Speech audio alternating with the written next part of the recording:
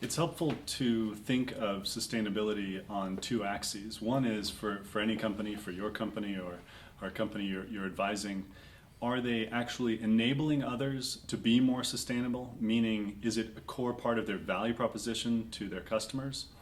And then to what degree should it be activated in their positioning of their company?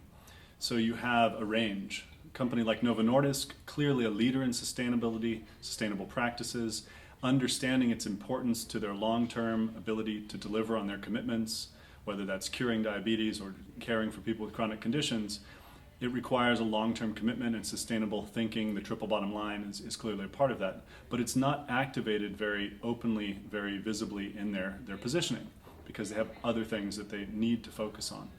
If you move up that step a little bit more down that path, you have a company like GE with their focus on eco-imagination, which last year was only 23% of their business, but was important enough to raise it up to the level of a branded commitment of eco-imagination that over the last 10 years has generated over $150 billion in sales.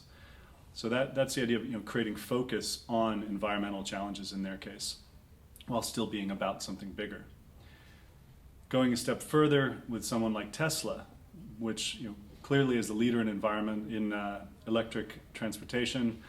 Sustainable transportation is a big focus, but they're winning that market by outperforming existing automobiles, not just electric vehicles, but automobiles in a broader sense, and by pioneering new technology and new solutions that make those vehicles cheaper and cheaper by making, for example, demand for batteries more wide. You take that a step further, they're about performance. Tesla is clearly a performance leader that enables sustainability. But Patagonia takes that even further and makes it visibly the reason for being, that they want to reverse the decline, the environmental decline that has happened by changing practices in their industry and setting the great example of that, and even challenging us not to buy things that we don't need.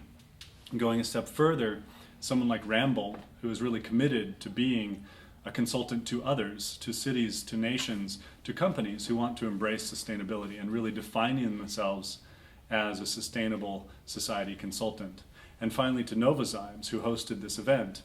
The idea that you are in the business of enabling not just companies, but entire industries, value chains, to transform, to become more sustainable. And in that way, it's very clearly important to be on their highest level, their core of their positioning, the focus on partnering for impact, and the purpose that reflects on, but also the value it creates in their different industries. So lots of examples and lots to learn from.